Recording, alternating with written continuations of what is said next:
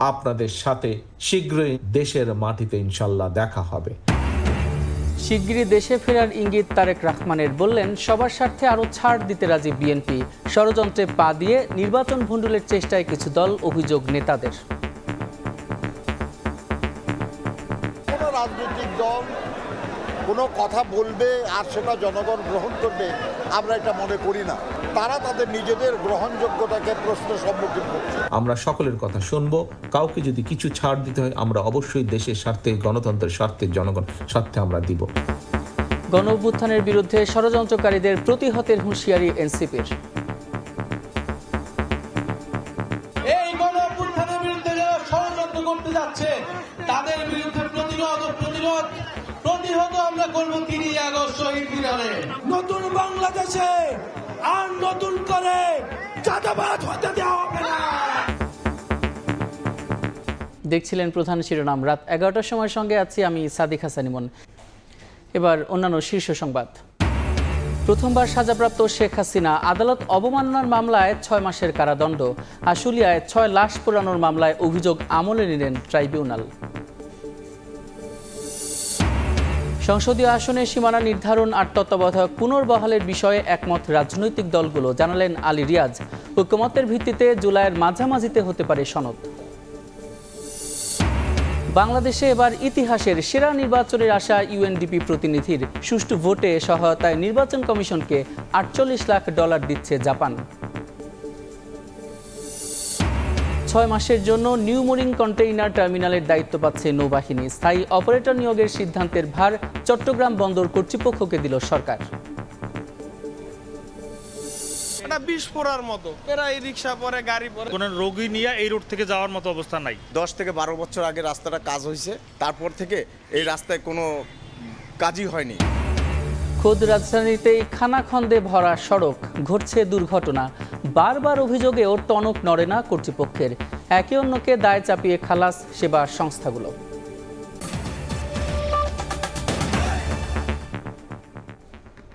শিগগিরই দেশে ফেরার ইঙ্গিত দিলেন বিএনপির ভারপ্রাপ্ত চেয়ারম্যান তারেক রহমান। দেশ ও জনগণের স্বার্থে তার দল অনেক ত্যাগ স্বীকার করেছে উল্লেখ করে তিনি বলেন, প্রয়োজনে আরও ছাড় দিতে রাজি বিএনপি। এদিকে দলটির জ্যেষ্ঠ নেতারা অভিযোগ করেছেন, শেখ হাসিনার ষড়যন্ত্রে পা দিয়ে কিছু দল নির্বাচন ভণ্ডুলের চেষ্টা করছে।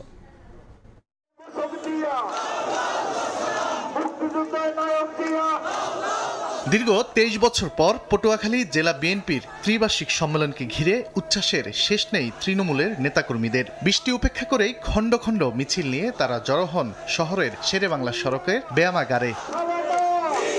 বুধবার বিকেলে এই আয়োজনের লন্ডন থেকে ভার্চুয়ালি যুক্ত হয়ে বক্তব্য রাখেন দলের ভারপ্রাপ্ত চেয়ারম্যান তারেক রহমান। দেশ ও জনগণের স্বার্থে বিএনপি অনেক ত্যাগ স্বীকার করেছে উল্লেখ করে তিনি বলেন, আরও ছাড় দিতে রাজি তার দল। গণতন্ত্র প্রতিষ্ঠায় সহনশীলতা বজায় রাখার আহ্বান জানিয়ে তারেক রহমান বলেন, সম্মান জানাতে হবে ভিন্নমত পোষণকারীদেরও। বক্তব্যে শীঘ্রই দেশে ফেরার ইঙ্গিত দেন তারেক রহমান। আমরা আমাদের নীতি, আদর্শ, লক্ষ্য, উদ্দেশ্য অবশ্যই আমরা জনগণের কাছে পৌঁছাবো। আমাদের সবকিছুর সিদ্ধান্ত নেওয়ার মালিক, রাজনৈতিক লক্ষ্য, উদ্দেশ্য সবকিছু সিদ্ধান্ত নেওয়ার মালিক জনগণ। কিন্তু আমরা ছাড় দেওয়ার এই অর্থ নয় যে আমরা অন্য কিছুর ব্যাপারে ছাড় দিচ্ছি। সিদ্ধান্ত নেবে জনগণ। আমরা সকলের কথা শুনবো। কাউকে যদি কিছু ছাড় দিতে হয়, আমরা অবশ্যই দেশের স্বার্থে, গণতন্ত্রের স্বার্থে, জনগণ স্বার্থে আমরা দিব। কিন্তু আমরা আমাদের লক্ষ্য, উদ্দেশ্য জনগণের কাছে নিয়ে যাব। প্রিয় সহকর্মীবৃন্দ, আপনাদের সাথে শীঘ্রই ইনশাল্লাহ দেশের মাটিতে ইনশাল্লাহ দেখা হবে। একই দিন দুপুরে ময়মনসিংহ জেলার নেতাকর্মীদের নিয়ে বিএনপির প্রতিষ্ঠাতা জিয়াউর রহমানের সমাধিতে শ্রদ্ধা জানান দলের স্থায়ী কমিটির সদস্য নজরুল ইসলাম খান। বিএনপি মুদ্রার এপিঠ ওপিঠ জামায়াত ইসলামীর এমন মন্তব্যের জবাবে তিনি বলেন, এটি ঐক্যের প্রক্রিয়াকে বাধাগ্রস্ত করছে। কারা গণতন্ত্রের জন্য আপোষহীন এটাও জনগণ জানে। কাজে অন্য কোনো রাজনৈতিক দল কোনো কথা বলবে আর সেটা জনগণ গ্রহণ করবে, আমরা এটা মনে করি না। বরঞ্চ এইসব কথা বলে তারা তাদের নিজেদের গ্রহণযোগ্যতাকে প্রশ্নের সম্মুখীন করছে। এদিকে নারায়ণগঞ্জে আলোচনা সভায় বিএনপির ভাইস চেয়ারম্যান শামসুজ্জামান দুদু বলেন, কোন দল এবং ব্যক্তি হাসিনার ষড়যন্ত্রে পা দিয়ে নির্বাচন ভণ্ডুল করতে চাচ্ছে। হাসিনা চায় নির্বাচন না হোক। তানভীর হাসান মেঘ, সময় সংবাদ, ঢাকা। গণ অভ্যুত্থানের বিরুদ্ধে যারা ষড়যন্ত্র করবে তাদের প্রতিহত করার হুঁশিয়ারি দিয়েছেন এনসিপি নেতারা। এছাড়া জাতীয় নাগরিক পার্টির নেতাকর্মীদের সঙ্গে অন্যায় হলে প্রতিরোধের ডাক দেন তারা। গণ অভ্যুত্থান স্মরণে দ্বিতীয় দিনের মতো দেশ গড়তে জুলাই পদযাত্রায় কুড়িগ্রাম এবং লালমনিরহাটে পথসভা এবং গণসংযোগ করে এনসিপি।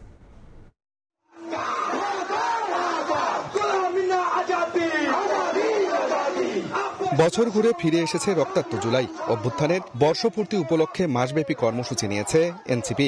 এরই অংশ হিসেবে লালমনিরহাট ও কুড়িগ্রামে পথসভা করেন জাতীয় নাগরিক পার্টির শীর্ষ নেতারা। নতুন বাংলাদেশে নতুন করে চাঁদাবাজ হতে দেয়া হবে না বলে জানিয়েছেন এনসিপির দক্ষিণাঞ্চলের মুখ্য সংগঠক হাসনাত আব্দুল্লাহ। কোনো দুর্নীতিবাজদের প্রশ্রয় দেয়া যাবে না বলে হুঁশিয়ারি দেন তিনি। নতুন বাংলাদেশে আর নতুন করে চাঁদাবাজ হতে দেওয়া হবে না। আলেমদের থেকে মাইক কেড়ে নিবে এমন বাংলাদেশে ফিরে যাওয়া যাবে না। কোন দুর্নীতিবাজার প্রশ্রয় দেওয়া যাবে না। এনসিপির আহ্বায়ক নাহিদ ইসলাম বলেন, কেউ যদি গণ অভ্যুত্থানের বিরুদ্ধে ষড়যন্ত্র করে তাদের প্রতিহত করা হবে।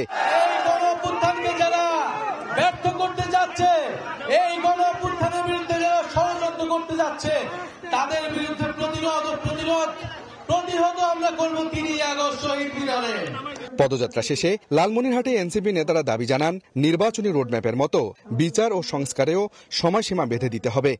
রাজনৈতিক দলগুলোকে বলতে চাই, আপনারা যেভাবে টাইম ফ্রেম দিয়ে নির্বাচন চাচ্ছেন, ঠিক একইভাবে টাইম ফ্রেম দিয়ে আপনারা বিচার এবং সংস্কার চান। বিচার সংস্কার এবং নতুন সংবিধানের মধ্যে দিয়ে যেতে হবে। কেবল একতরফা নির্বাচন করা হলে, কোন ধরনের সংস্কার না হলে আমরা জাতীয় নাগরিক পার্টি সেই নির্বাচনে অংশগ্রহণ করব না। আগামী 3রা আগস্ট কেন্দ্রীয় শহীদ মিনারে এনসিপির ইস্তেহার ঘোষণায় ছাত্র জনতাকে অংশ নেয়ার আহ্বান জানান নাহিদ ইসলাম। আব্দুর রশিদ জীবন, সময় সংবাদ। প্রথমবার সাজাপ্রাপ্ত হলেন সাবেক প্রধানমন্ত্রী শেখ হাসিনা। 227 জনকে হত্যার লাইসেন্স পেয়েছি এমন বক্তব্যের জেরে আদালত অবমাননার মামলায় তাকে 6 মাসের কারাদণ্ড দিয়েছেন আন্তর্জাতিক অপরাধ ট্রাইব্যুনাল। এদিকে আশুলিয়ায় হত্যার পর 6 লাশ পোড়ানোর মামলার অভিযোগ আমলে নিয়েছেন বিশেষ ট্রাইব্যুনাল। এই মামলায় আসামি সাবেক এমপি সাইফুল সহ 16 জন। এর মধ্যে পলাতক 8 জনের বিরুদ্ধে গ্রেফতারি পরোয়ানা জারি করা হয়েছে। 227 জনকে মারার লাইসেন্স পেয়ে গেছি। গত বছরের 25 অক্টোবর গাইবান্ধার আওয়ামী লীগ নেতা শাকিল আকন্দ বুলবুলের সঙ্গে টেলিফোন কথোপকথনে 227 জনকে মারার লাইসেন্স পেয়েছি বলে মন্তব্য করেছিলেন শেখ হাসিনা। পরে এই নিয়ে মামলা করে প্রসিকিউশন। হাজিরের জন্য নোটিশ, পত্রিকায় বিজ্ঞপ্তি দেওয়া হলেও কোনো কিছুরই তোয়াক্কা করেননি তিনি। এ ধরনের মামলায় পলাতক আসামির পক্ষে আইনজীবী নিয়োগের নজির না থাকলেও ন্যায় বিচারের স্বার্থে সরকারি খরচে শেখ হাসিনার পক্ষে আইনজীবী নিয়োগ দেওয়া হয়। বুধবার এই মামলার চূড়ান্ত শুনানি হয় আন্তর্জাতিক অপরাধ ট্রাইব্যুনাল 1-এ। ফাঁস হওয়া কথোপকথন শোনানো হয় বিচারক সহ উপস্থিত সবাইকে। সবকিছু বিবেচনা করে আদালত অবমাননার অভিযোগ প্রমাণিত হওয়ায় শেখ হাসিনাকে 6 মাস এবং আওয়ামী লীগ নেতা শাকিল আকন্দ বুলবুলকে 2 মাসের কারাদণ্ড দেন বিশেষ ট্রাইব্যুনাল। এই অপরাধ চূড়ান্তভাবে প্রমাণিত হওয়ায় আন্তর্জাতিক অপরাধ ট্রাইব্যুনাল নাম্বার 1 শেখ হাসিনা এবং আসামি শাকিল আকন্দ বুলবুলকে দণ্ডিত করেছেন। তাজুল ইসলাম বলেন, শেখ হাসিনার হুমকিতে ভীত নয় তারা, তবে সাক্ষীদের নিরাপত্তা নিয়ে শঙ্কিত। বিশেষ করে তদন্তকারী কর্মকর্তারা যারা সরকারি কর্মকর্তা, তাদেরকে যদি ভয় দেখানো হয় তাহলে এই মামলার তদন্ত কার্যে সেটা প্রভাব পড়বে। রায়ে ন্যায় বিচার নিশ্চিত হয়নি বলে দাবি করেছেন শেখ হাসিনার পক্ষে রাষ্ট্রনিযুক্ত আইনজীবী। আপনি রায়ে সন্তুষ্ট কিনা? জি না, সন্তুষ্ট না। এদিকে 5 আগস্ট শেখ হাসিনার পতনের দিন ঢাকার আশুলিয়ায় হত্যার পর 6 লাশ পোড়ানোর মামলায় আনুষ্ঠানিক অভিযোগ আমলে নিয়েছেন ট্রাইব্যুনাল 2। গ্রেফতারি পরোয়ানা জারি করা হয়েছে ঢাকা 19 আসনের সাবেক এমপি সাইফুল সহ 8 আসামির বিরুদ্ধে। যারা নির্দেশ দিয়েছেন, যারা গুলি করেছেন এবং গুলির পরে যারা এই লাশে সরাসরি নিজ হাতে আগুন লাগিয়ে দিয়েছেন, তাদের সকলকেই এই মামলার আসামি হিসেবে অন্তর্ভুক্ত করা হবে। আফজাল হোসেন, সময় সংবাদ, ঢাকা। সবার ঐক্যমত্যের ভিত্তিতে জুলাইয়ের মাঝামাঝি সময়ে জাতীয় সনদ তৈরি করা সম্ভব হবে বলে আশা প্রকাশ করেছেন ঐক্যমত্য কমিশনের সহসভাপতি অধ্যাপক আলী রিয়াজ। বিকেলে রাজনৈতিক দলগুলোর সঙ্গে বৈঠক শেষে তিনি বলেন, বুধবার উত্থাপিত 3টি বিষয়ের মধ্যে 2টিতে অংশগ্রহণকারীরা একমত হয়েছেন। শিগগিরই বিএনপির পক্ষ থেকে ঐক্যমত্যে পৌঁছানো বিষয়গুলো তুলে ধরা হবে বলে জানিয়েছেন দলটির নেতা সালাউদ্দিন আহমেদ।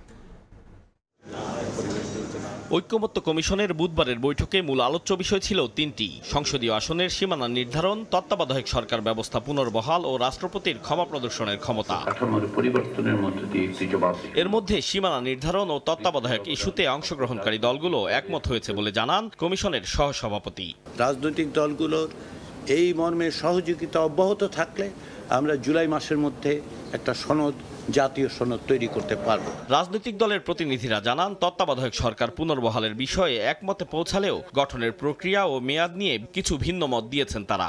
ভিন্ন মত এসেছে তত্ত্বাবধায়ক সরকারের অধীনে জাতীয় ও স্থানীয় সরকার নির্বাচন আয়োজন নিয়েও। তত্ত্বাবধায়ক সরকারের প্রধান কাজ শুধুমাত্র জাতীয় সংসদের একটি সুষ্ঠু, নিরপেক্ষ এবং অবাধ নির্বাচন অনুষ্ঠান করা। স্থানীয় সরকার নির্বাচনের জন্য তত্ত্বাবধায়ক সরকারের সেই সময়টা যথেষ্ট নয়। রাজনৈতিক দলগুলো যেগুলো পার্লামেন্টকে রিপ্রেজেন্ট করে, তাদের সমন্বয়ে আলোচনার মাধ্যমে একজন ব্যক্তিকে প্রধান উপদেষ্টা করা হবে। ত্রয়োদশ সংশোধনীর মাধ্যমে যে তত্ত্বাবধায়ক সরকার ব্যবস্থা প্রবর্তন করা হয়েছিল, সেখানে বিচারালয়কে টেনে এনে বিচারাঙ্গনকে যে রাজনীতিকীকরণ করার ব্যবস্থা করা হয়েছিল, সেটার বিরুদ্ধে আমরা অবস্থান নিয়েছি। ছোটখাটো কয়েকটা বিষয়ে আমরা একমত হয়েছি, কিন্তু মাদার অর্গানাইজেশনটা কিভাবে গঠিত হবে সেইখানে ঐক্যমত হওয়াটা বেশি জরুরি। বৈঠক চলাকালে বিএনপির স্থায়ী কমিটির সদস্য সালাউদ্দিন আহমদ বলেন, এ পর্যন্ত কমিশনের উত্থাপিত বিষয়গুলোতে তার দলের একমত ও দ্বিমতের বিষয়গুলো তুলে ধরা হবে।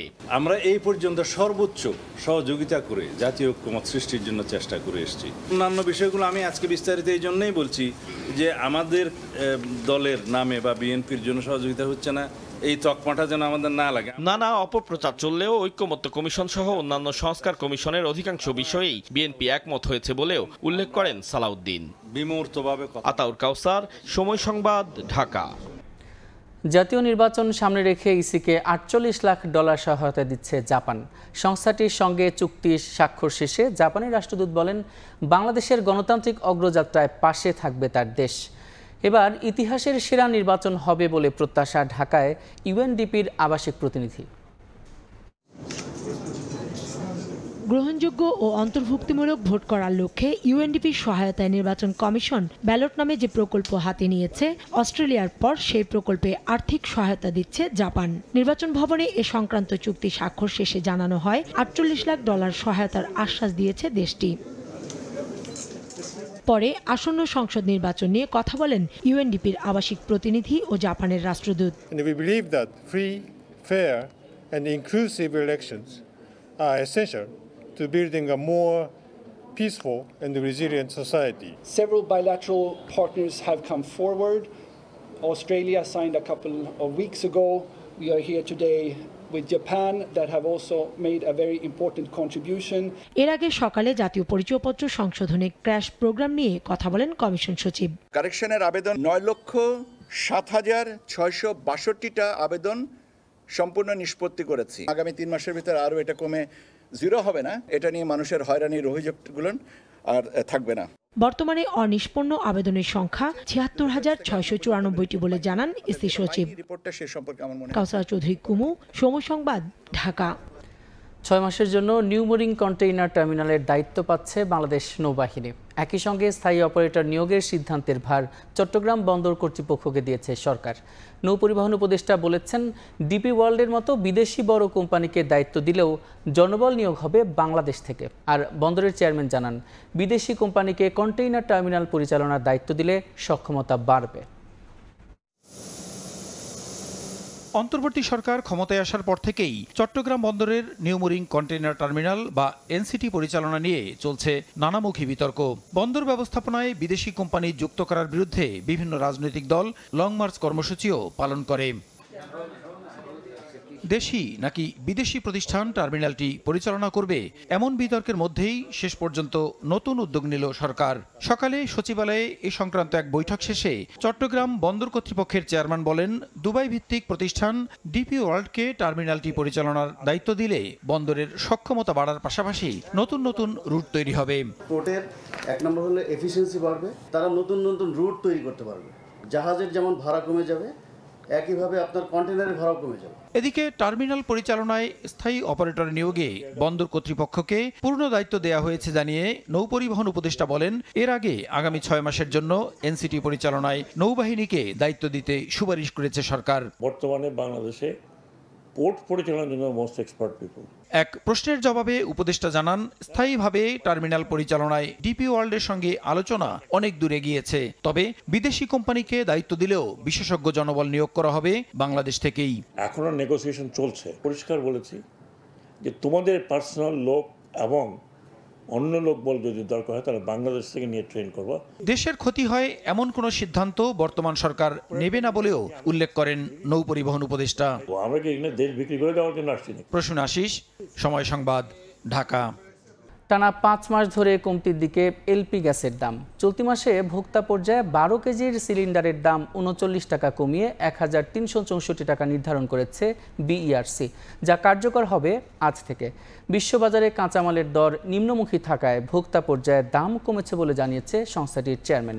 নির্ধারিত দামে গ্যাস না পাওয়ার অভিযোগ প্রসঙ্গে বলেছেন, মাঠ পর্যায়ে নজরদারি বাড়াতে প্রশাসনকে নির্দেশ দেওয়া হয়েছে।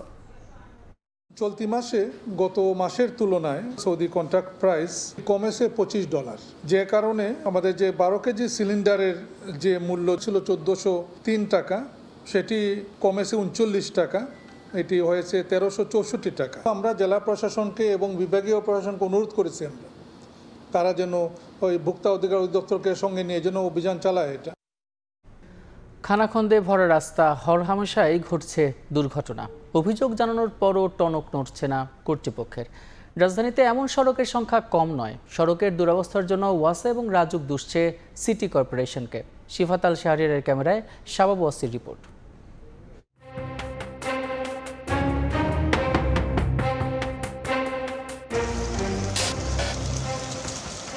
রাজধানীর 100 ফিট এলাকা, 8 বছর ধরে মুদির দোকান চালাচ্ছেন রাসেল খান।